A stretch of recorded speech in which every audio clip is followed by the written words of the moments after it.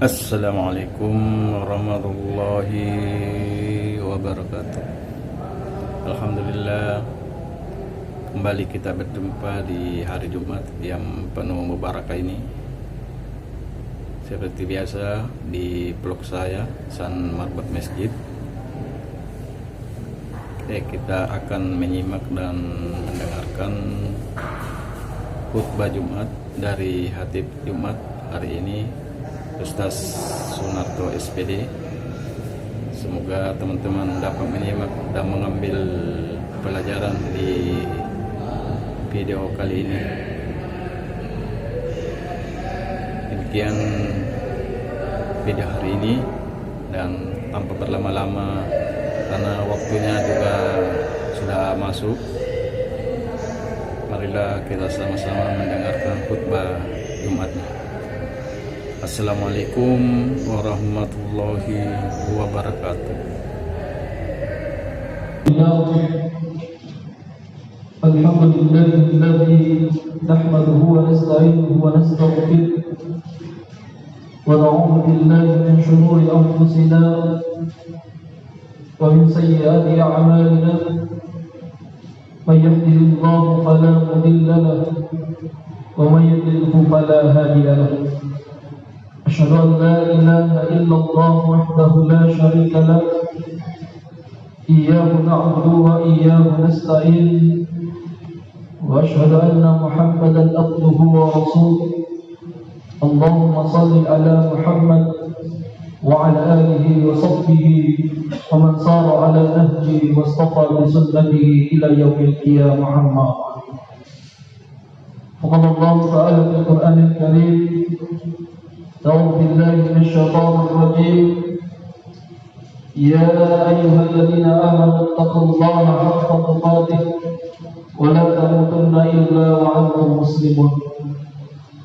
وقال أيضا: يا أيها الناس اتقوا ربكم الذي خلقكم من نفس واحدة وخلق منها زوجها وبث منهما رجالا كثيرا ونساء واتقوا الله الذي تساءلون به والأرحام إن الله كان عليكم رقيبا. يا أيها الذين آمنوا اتقوا الله وقولوا قولا سديدا يصلح لكم أعمالكم ويغفر لكم ذنوبكم ومن يطع الله ورسوله فقد فاز فوزا عظيما. وقال رسول الله صلى الله عليه وسلم: المسلم من سلم المسلمون من لسانه ويده. وقال أيضا: من حسن الإسلام المرء تركه ما لا يعنيه. صدق الله العظيم وصدق رسول النبي الكريم. Masyarul muslimin, sedang jamaah Jumat dan insyaallah dimuliakan dan dirahmati oleh Allah Subhanahu wa taala. Marilah kita senantiasa memuji kebesaran Allah Azza wa Jalla yang senantiasa mencurahkan kenikmatan terbesar kepada kita sekalian, yakni kenikmatan iman dan Islam, sehingga kita mampu melangkahkan kaki kita menuju ke tempat yang penuh berkah ini. Tiada lain dan tak bukan adalah untuk menghambakan diri kepada Allah Subhanahu wa taala, sebagaimana tujuan penciptaan daripada manusia itu sendiri yang termaktub di dalam Al-Quran. Allah Subhanahu wa taala berfirman: "Wa ma khalaqtul jinna wal insa illa liya'budun." Dan tidaklah kami ciptakan jin dan manusia kecuali untuk beribadah kepada-Ku. Kemudian salawat berbingkai salam semoga senantiasa tetap tercurahkan kepada Rasulullah sallallahu alaihi wasallam, sosok Nabi yang telah diutus oleh Allah Subhanahu wa taala di atas permukaan bumi ini. Sebelum beliau menyampaikan perkara tentang akhlak, sebelum menyampaikan perkara tentang muamalah, sebelum menyampaikan perkara tentang ibadah, maka hal utama yang diserukan oleh Rasulullah sallallahu alaihi wasallam: ayyuhan nas qul la ilaha illallah. senantiasa menjadikan Allah Subhanahu wa taala sebagai satu-satunya tempat untuk meminta dan memohon pertolongan. Sebagaimana yang sering kita baca di setiap sholat wajib dan sholat sunnah kita. Iyyaka na'budu wa iyyaka nasta'in. Hanya kepadamu lah kami menyembah dan hanya kepadamu lah kami memohon pertolongan. Ayat ini bukan sekedar kita baca, bukan sekedar kita lafazkan, tetapi kita harus memaknai dan memahami apa konsekuensi besar yang terkandung di dalam ayat tersebut. Masyaallah muslimin, sidang jamaah Jumat yang insyaallah dimuliakan dan dirahmati oleh Allah Subhanahu wa taala. Selaku khatib, kami berwasiat kepada diri kami pribadi dan kepada seluruh jamaah. Marilah kita senantiasa meningkatkan kualitas keimanan dan ketakwaan kita kepada Allah Subhanahu wa taala. Karena hanya dengan keimanan dan ketakwaan, karena hanya dengan keyakinan dan rasa takut yang disertai dengan al-mahabbah dan al-raja, rasa cinta dan pengharapan kepada Allah Subhanahu wa taala, bahwa kita yang hadir di masjid ini rela meninggalkan berbagai macam aktivitas keduniaan kita, rela meninggalkan berbagai macam rutinitas kesibukan kita, karena ada al-mahabbah dan al-raja, ada rasa cinta dan pengharapan kepada Allah Subhanahu wa taala. Mudah-mudahan lewat ibadah salat Jumat yang kita laksanakan pada hari ini menjadi asbab, menjadi sebab turunnya ridha Allah Subhanahu wa taala kepada kita, sehingga Allah memudahkan segala urusan kita di dunia wal akhirah insyaallah. Masyaallah muslimin, sidang jamaah Jumat yang insyaallah dimuliakan dan dirahmati oleh Allah Subhanahu wa taala. Suatu ketika Rasulullah sallallahu alaihi wasallam pernah memberikan nasihat kepada salah seorang sahabat yang bernama Abi Dzar Al-Ghifari, di mana kita ketahui bersama di dalam lembaran sejarah sosok sahabat Abi Dzar Al-Ghifari adalah salah satu sosok sahabat yang begitu setia mendampingi Rasulullah sallallahu alaihi wasallam di dalam menyampaikan syiar Islam. Maka apa yang kemudian dinasihatkan oleh Rasulullah sallallahu alaihi wasallam kepada Abi Dzar Al-Ghifari, nasihat itu membuat tentang 4 hal. 2 di antara 4 tersebut akan kita bahas pada kesempatan yang berbahagia. Seperti yang kita ketahui bersama bahwa terkadang Rasulullah sallallahu alaihi wasallam dalam memberikan nasihat kepada sahabatnya, ada yang tersampaikan secara spesifik tentang hal yang akan disampaikan, ada pula yang dalam bentuk kiasan atau perumpamaan. Nasihat tersebut yang pertama yang disampaikan oleh Rasulullah sallallahu alaihi wasallam kepada sahabat yang mulia Abi Dzar Al-Ghifari, wahai Abi Dzar, perbaharuilah kapalmu, karena sesungguhnya lautan itu amatlah luas dan dalam. Dari nasihat tersebut kita bisa memaknai bahwa sejatinya kapal yang diibaratkan oleh Rasulullah sallallahu alaihi wasallam dalam nasihat tersebut diibaratkan sebagai amal ibadah seorang hamba kepada Allah Subhanahu wa taala. Di mana ketika seseorang ingin pergi berlayar, maka tentu kapal yang digunakan adalah kapal yang senantiasa terjaga perawatannya. Kapal yang digunakan adalah kapal yang baik, yang tentunya tidak rusak agar dia bisa sampai berlabuh di tempat yang dia inginkan. Begitu pula amalan seorang hamba di hadapan Allah Subhanahu wa taala. Hendaklah setiap amal ibadah yang kita lakukan senantiasa kita evaluasi, senantiasa kita memuhasabah diri kita, agar kita lebih meningkatkan kualitas ibadah kita. Bukan hanya sekedar kuantitas, tetapi kita mengharapkan kualitas ibadah yang kita lakukan sesuai dengan tuntunan daripada Al-Quran dan Sunnah Rasulullah Sallallahu Alaihi Wasallam. Sehingga di dalam Al-Quran Allah Subhanahu Wa Taala mengingatkan kepada kita, Alladzi khalaqal mauta wal hayata liyabluwakum ayyukum ahsanu amala. Bahwasanya Allah yang telah menjadikan hidup dan mati untuk menguji siapa yang paling terbaik amalnya. Maka tentu dalam perjalanan kehidupan kita ada saja yang menjadi batu sandungan, ada saja celah yang bisa menyebabkan amal ibadah yang kita lakukan di atas permukaan bumi ini itu bisa menjadi sia-sia di hadapan Allah Subhanahu wa Ta'ala. Bisa disebabkan karena kita tidak mengetahui ilmunya amalan yang kita lakukan, dan boleh jadi diakibatkan karena kezaliman dan sifat aniaya yang kita lakukan untuk membalas amal perbuatan buruk yang kita lakukan selama hidup di dunia ini.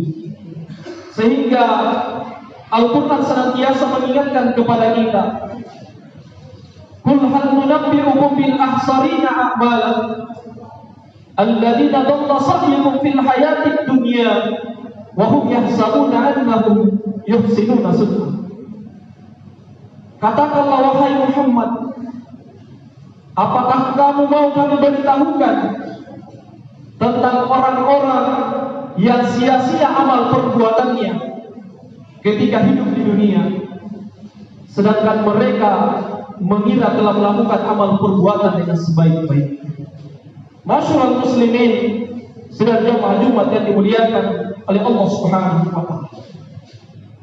Jika kita memaknai ayat ini begitu mendalam, maka tentu orang-orang yang mengaku dirinya beriman dan bertakwa kepada Allah Subhanahu wa Ta'ala, yang hadir dan terkecamuk di dalam hatinya adalah keraguan-keraguan, kekhawatiran, apakah amalan yang selama ini dilakukan itu mendatangkan kecintaan Allah kepada dirinya, atau justru sebaliknya mendatangkan kemurkaan Allah Subhanahu wa Ta'ala kepada dirinya. Maka kita harus senantiasa memuhasabah diri kita, mengintrospeksi diri kita, mulai dari lisan kita, mata kita, tangan dan kaki kita, dan seluruh anggota tubuh kita. Pada hakikatnya berpotensi mendatangkan keridhaan Allah kepada kita, dan sebaliknya pula berpotensi mendatangkan kemurkaan Allah kepada kita. Sehingga di dalam banyak hadis Rasulullah Sallallahu Alaihi Wasallam, salah satu organ tubuh kita yang paling banyak disitu oleh Rasulullah Sallallahu Alaihi Wasallam untuk kita jaga adalah lisan kita ini. Karena jangan sampai lisan kita ini menyakiti saudara-saudara kita, menyakiti tetangga-tetangga kita, yang kemudian di akhirat kelak mereka akan datang kepada Allah untuk meminta pengadilan di sisi Allah Subhanahu wa Ta'ala. Kalau di dunia ini kita bisa lepas, maka di akhirat kelak tidak ada satupun ucapan yang zalim yang keluar dari lisan kita yang kemudian tidak akan mendapatkan balasan di sisi Allah Subhanahu wa Ta'ala. Begitu pula dalam menyambut bulan suci Ramadan ini, mari kita senantiasa menjaga lisan kita, bukan hanya pada saat berpuasa, tetapi sebelum, ketika berpuasa, dan setelah berpuasa. Kemudian kita mengharapkan agar lisan kita ini senantiasa kita ajari untuk senantiasa mengucapkan perkataan-perkataan yang diridhoi oleh Allah Subhanahu wa Ta'ala. Masyaallah muslimin, sedang jamaah Jumat yang dimuliakan oleh Allah Subhanahu wa Ta'ala.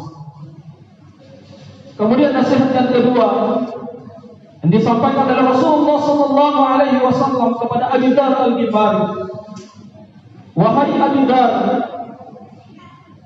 kurangilah barang bawaanmu, karena sesungguhnya cobaan dan rintangan yang engkau lalui begitu amat berat.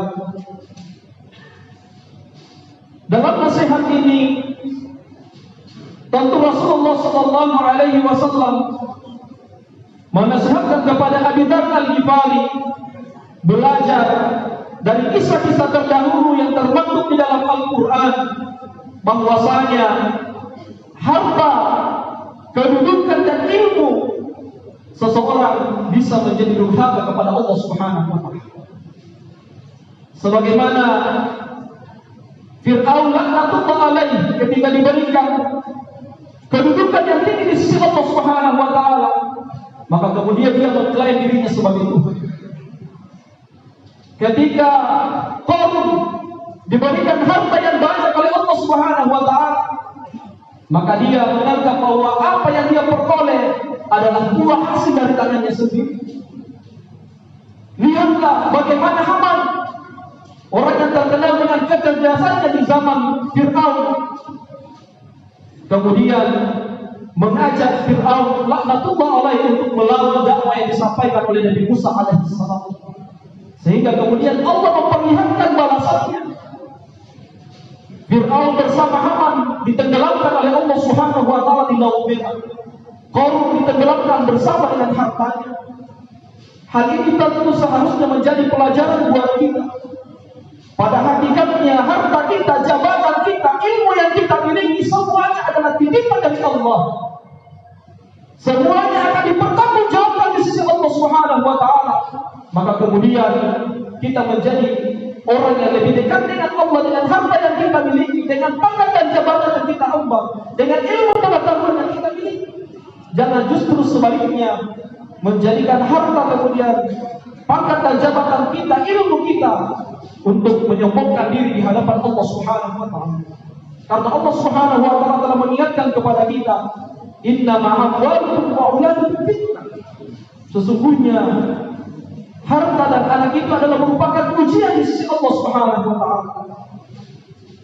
Maka kemudian harta dan anak ini bisa menjadi malapetaka buat kita, atau justru sebaliknya menjadi batu loncatan kita untuk semakin dekat dengan Allah Subhanahu wa taala.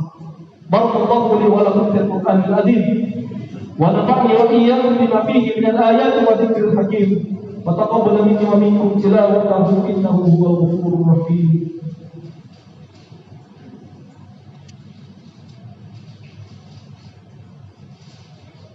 Alhamdulillah, alhamdulillahilladzi hadana li hadza wa ma kunna linahtadiya laula an hadana Allah. Asyhadu an la ilaha illallah wahdahu la syarika lahu wa asyhadu anna Muhammadan abduhu wa rasuluh.